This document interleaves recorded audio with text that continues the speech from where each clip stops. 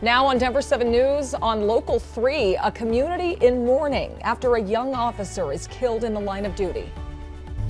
His service and sacrifice will never be forgotten. How Arvada is coming together to pay its respects. It's not going to be easy. It's a very good football team in a hostile environment. My focus is going to be on joy. My focus is going to be on my teammates and us playing our best football that we can possibly play against a really good football team.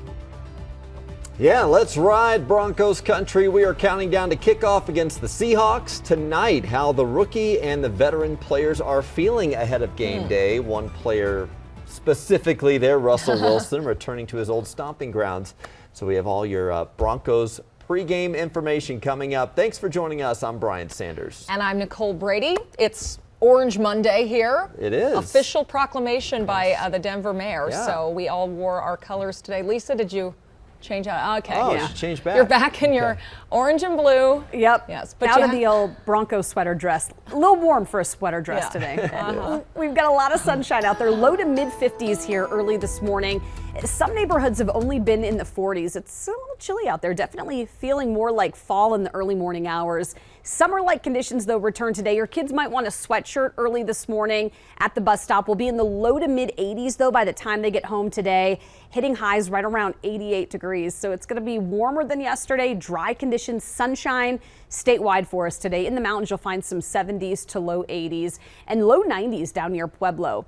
So a warm, dry day for us today. Fast forward to about 5 o'clock tomorrow. Tomorrow afternoon into the evening, we're going to see a better chance for some showers and some thunderstorms for the mountains, and then a better chance for some rain here in town on Wednesday. I'll have your full Super 7-day forecast coming up. And the problem spots continue for us here this morning. The latest one across downtown Denver. We've actually had two separate incidents. One southbound I-25 right after 6th Avenue. That was off to the right shoulder. The latest one is northbound right after Mile High Stadium there, right here on the left side. Take a look from the camera there, and you see Denver Fire right there blocking up that left lane, couple lanes to the right getting through. There is a car just beyond the bridge here, right after the Children's Museum off to the right side. So it is causing, obviously, some delays across downtown with the drive time right now at 15 minutes northbound, 20 minutes on the southbound side. This is just registering traffic from basically I-70 to Broadway, so just the central part of Denver is causing some delays there. The overall north side drive still busy into downtown, still busy in some of those other usual spots for you, but no other new problems to tell you about right now as you make your way out and about. Well, the city of Arvada and our entire community is grieving this morning after an Arvada police officer was killed in the line of duty early Sunday morning. The police chief there says 27-year-old officer Dylan Vakoff died responding to a chaotic family disturbance off 51st and Marshall.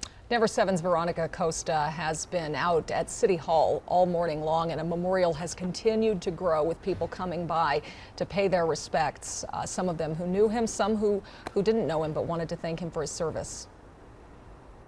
And really all morning long, we've seen people stop by slowly but surely, dropping off flowers, whether it was notes, whatever they could to try and remember Officer Vakoff. You see the memorial here behind me, and like you mentioned, it has definitely grown since yesterday when it started. You see all of the flowers. Again, you see the notes, the mementos, the stuffed animals, the balloons, the American flags that have been left behind as well. Officer Dylan Vakoff was only 27 years old. He'd been with the Arvada Police Department for 3 years. A local Arvada guy. He actually went to high school here, right over at Ralston Valley. You can imagine just how many people in this community knew him, and it's obvious here by how many people have stopped by to drop off all of these flowers and all of these different items. Among some of the people who stopped by was a classmate who spoke the world of Officer Vakoff. Dylan was always somebody who, when the strangest, most devastating things happened in our lives, he always found a way to look at the bright side. And I think that's what he would want us to do here.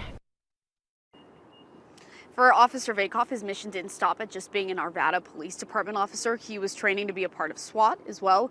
Before that, he was a staff sergeant in the Air Force. He was a son, a friend, and a half-brother to a man we spoke with who told us every time he and Dylan spoke, it was kind, it was uplifting. He said he appreciates him and everything he did now more than ever. I just appreciate his service so much.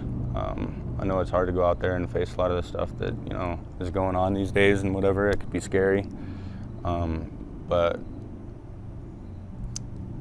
I really appreciate everything. Even the text and everything to at least be able to get to communicate with him was awesome. And as you can imagine, the Arvada Police Department saying that the sacrifice Officer Vakoff made doesn't go unnoticed. Of course, it's going to be remembered forever. And anyone who's watching this morning is encouraged to stop by the cruiser here behind me, pay their respects to the officer. It is right outside of the Arvada Police Department headquarters. We're live in Arvada this morning. I'm Veronica Acosta, Denver 7. And already in 24 hours, that cruiser is covered with bouquets and flags from people who felt compelled enough to go pay their respects. If you would like to honor Officer Dylan Vakoff, there is an official website to make a donation in his honor. We have a link to it at the bottom of this story on Denver7.com. It'll definitely be an experience I've never experienced before, but it'll also be an experience that I'm going to enjoy the journey of it all. Yeah, it's a new journey. The Broncos gearing up for a new era with the team, hopefully a winning one. It has been a few years. They kick off their season tonight on Monday Night Football right here on Denver 7. Yeah, we've had our own Denver 7 crews in Seattle all weekend covering the pregame hype. Here's Denver 7's Nick Rothschild with one rookie you may want to keep an eye on. You've heard about the 12s out here in Seattle, but the Broncos have their own number 12, rookie phenom Montrell Washington. He lit up the preseason, lit up training camp, and he could play a role later on tonight on Monday Night Football. I had a chance to sit down with Montrell and get to know Denver's newest weapon. It's a name you've heard a lot this preseason. What a run by Montrell Washington! For rookie Montrell Washington, speed kills. I wanted to run track and go to the Olympics because I wanted to be like Usain Bolt. Obviously, every fast kid I guess wants to be, the fastest man in the world. So once Usain Bolt came, I'm like, all right, yeah, I want to be that guy. But back in 8th grade, life slowed down. Canton was kind of more outdoorsy. He moved north from Marietta to Canton, Georgia. So I learned new things like mudding. You getting a truck and you literally go through mud, mud holes, and it was fun. Washington found Canton fit his personality quite nicely. I was always a fisherman in my eyes. I love to fish. I would fish in the wintertime if I could. So. Well, you can. It's called ice fishing. Well, exactly. So that's on board for sure. It's not exciting to most people, but for me, I don't know. I kind of think about everything: life, football, just how things are going at the point in time. It's like peace for me. So when his parents moved back to Marietta, he stayed with his godparents to continue playing football at Cherokee High School. Deep down, I knew it was the right decision, but there's always obviously times, where you're like, okay, is this right? Or, will my family understand why I chose to do what I did? It was tough, but everyone understood, everyone was loving, everybody was there for with support and everything like that. And still with my godparents to this day, they're family. We're all one big happy family. We all love each other. The faith in that choice set Washington on a path from Canton to Samford to the Broncos. It's all one big blessing. And now his big family can watch him on the biggest stage, Monday night in Seattle.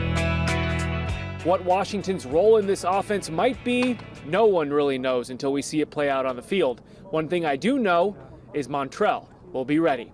Reporting in Seattle, Nick Rothschild, Denver 7 Sports.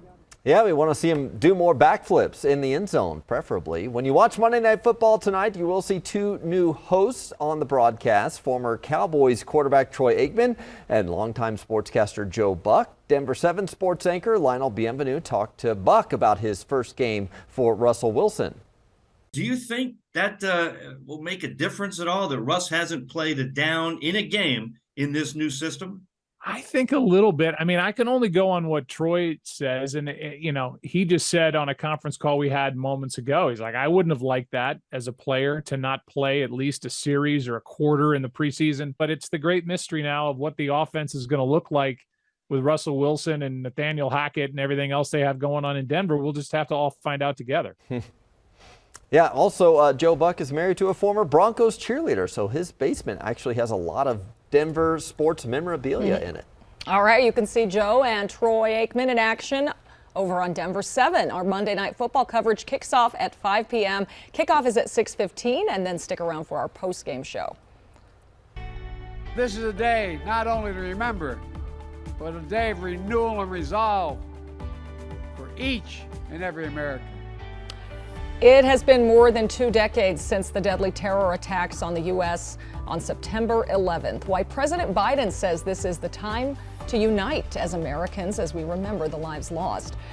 And Denver is in the top 15 most expensive cities to live. How much of a raise you'll need to ask for to keep up with rent here?